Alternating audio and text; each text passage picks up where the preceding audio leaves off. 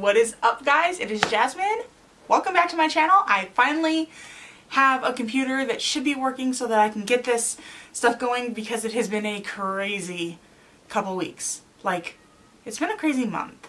I got weird news from the doctor, so like I have to be on this weird diet, and my computer just keeps trying to die on me, and I'm like, no, we don't have money for a new one. You're like, you need to figure out how to work. And then, you know, me trying to fix it, I went and I deleted like a ridiculous amount of stuff that I needed on it. And so like it's been a little crazy, especially with having like random kids added to the mix for babysitting, and I'm still kind of trying to adjust with that. And so it's been a little bit crazy, but I am back.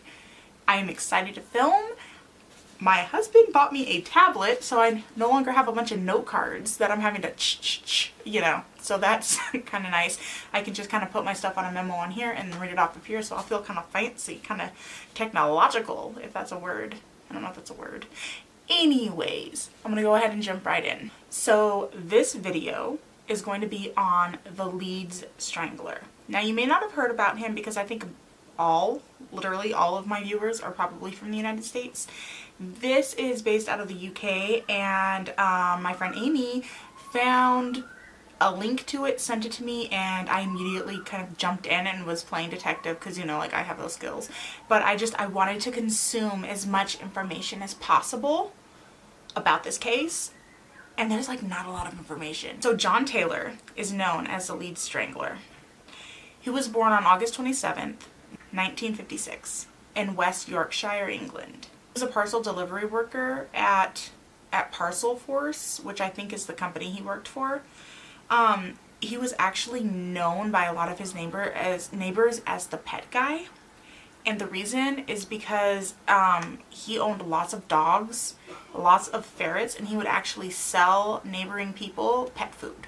But he was also known as a poacher. Between 1977 and 1996, somebody called the Leeds Strangler kind of wreaked havoc in England. So at this point, Taylor, who was actually married with 2 children, was walking along and he saw this 7-year-old girl, and he told her that he needed help finding his lost dog. And if you haven't noticed something from some of the videos I've done and just a lot of stories, that's a huge one to get little kids to go with you. Them needing help to find their lost dog. I've seen it happen multiple times of that being an excuse. Don't help someone look for their dog. Just don't do it.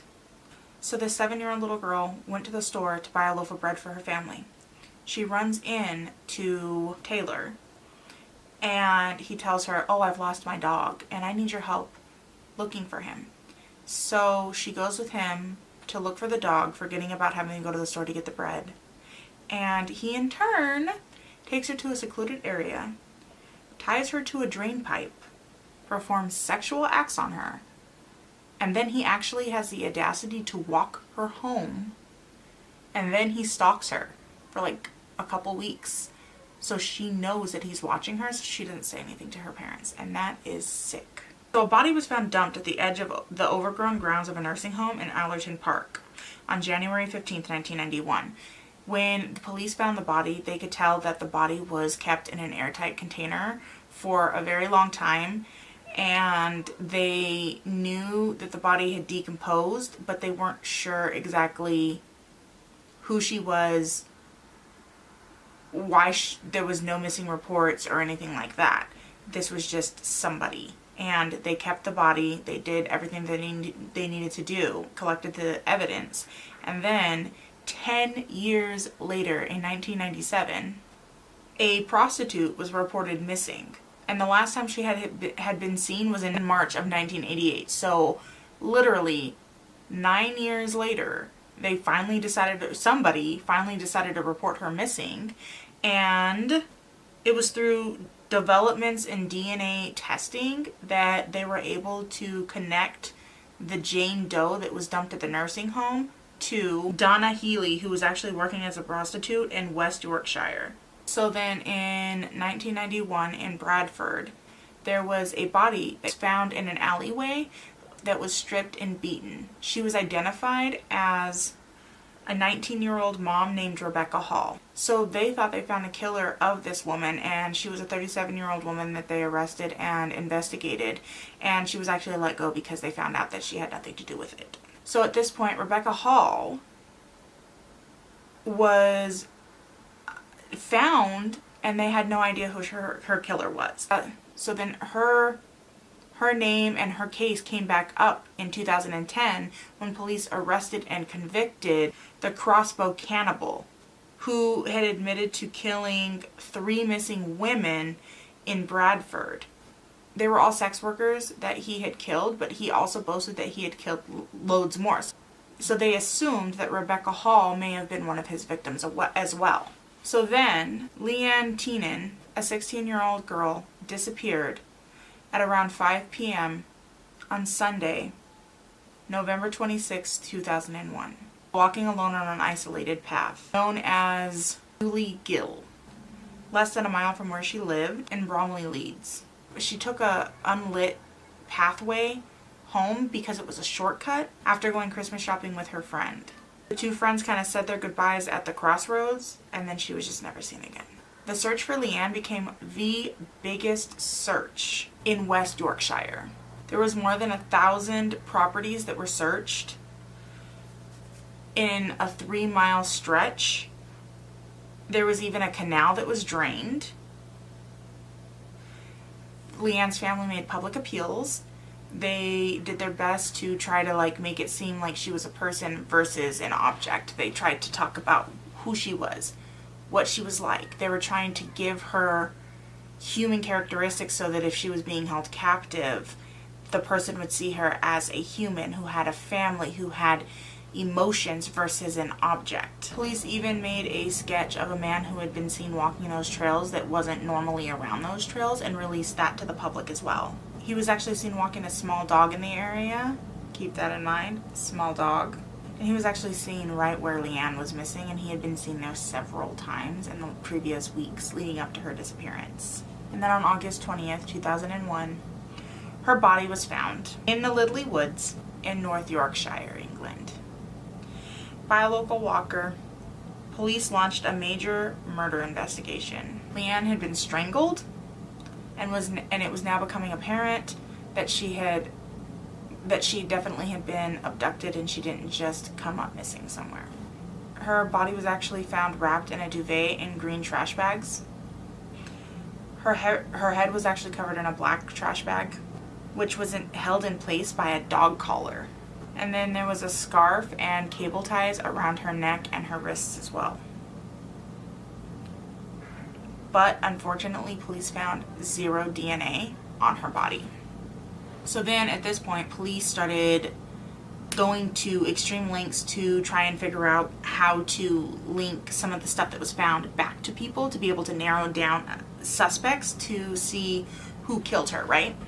They contacted more than 500 pet shops and suppliers before they were successful, and eventually made contact with a company who kept computerized records of all customers, including those supplied by mail order. One of those customers had bought a number of dog collars similar to the one that was found on Leanne's body, and they even lived in Bromley. His name was John Taylor. You see where we're going with this? Yeah. When the same name appeared from 2 separate lines of inquiry, it was impossible to ignore that it may have been him. So then at this point, John Taylor became the prime suspect in Leanne's death. Taylor was a parcel force employee. He also lived within a mile of where Leanne was abducted. The fact that John worked at the parcel force was actually a significant detail in the case, because the cables that were found on Leanne's body were actually supplied almost exclusively to the parcel that he worked at. So there was really no denying that those cables could have very well belonged to him. I mean, yeah, they could have belonged to all the employees, but what are the odds, really? So at this point, police obtained a search warrant. They searched Taylor's home, and they found lots of stuff. They kind of went over it with a fine-tooth comb, and they found cable ties and a dog collar, identical to those found with Leanne's body, inside Taylor's house. Police enlisted the help of forensic scientists to prove Leanne had been at Taylor's house. Scientists had found a strand of pink carpet fiber on the jumper, the jumper that Leanne was wearing when she was found. Pink carpet fibers were then found attached to a nail in Taylor's house. These debris were indistinguishable from those found on Leanne's jumper. Taylor had had destroyed the pink carpet, but luckily a few fibers still remained. After Taylor was arrested, forensic scientists also found Leanne's blood under Taylor's floorboards. And after excavating the garden, they found the remains of a small dog with a shattered skull. It's possible Taylor could have killed his dog when police made an appeal on the news with an e-fit of a man saying that the man with the dog had been near the place and time where Leanne had went missing. On October 16, 2003, he was arrested. On July 8, 2002, he pled guilty to abducting and murdering Leanne. He was found guilty and sentenced to 2 life sentences. In February of 2003, Taylor was convicted of 2 rapes of women in 1988 and 1989 in Bromley. He pled guilty and received 2 further life sentences, so he ain't getting out anytime soon. Now he's actually linked to Donna's murder. The girl who was found at the nursing home. The 17-year-old prostitute. He's also linked to Yvonne Fitt, 33, a prostitute that was found in a shallow grave just 100 yards where Leanne's body was dumped in 1992. In 1994, Lindsay Rimmer, age 13, disappeared after leaving home in Hebden Bridge, less than 20 miles from Taylor's home in Bromley. Her body was then found in a canal 5 months later, and it's believed that she had been smothered or strangled. In 1995, 20-year-old Deborah Wood was found on fire at Leeds Railroad Station. She died from 90% of burns covering her body. Ex-detective Chris Clark is convinced that 20-year-old Anne Ballantine, who was found dead in Edinburgh in 1986, was Taylor's first victim. And that's where we're at. With the way that DNA is going and the way that we're advancing in technology, we're going to start finding these killers. We're going to start, I think we're really going to start cracking open cases that have been cold for years. Because even with this whole like ancestry or this like 21andMe, every time that you send your DNA in, you're now giving DNA to the authorities to be able to link other family members to murders, if that makes sense, because your DNA is going to be similar to a family member's DNA. So say you just want to know who you are. You're like, oh, I think that I may have German in me and I may think that I have Welsh in me, but like I don't know, so I'm going to go ahead and pay this company to send me my DNA results, right? So you're sending it to them and they look at your DNA and then they're like, okay, you're this and this, and then all of a sudden, you have a great uncle over here.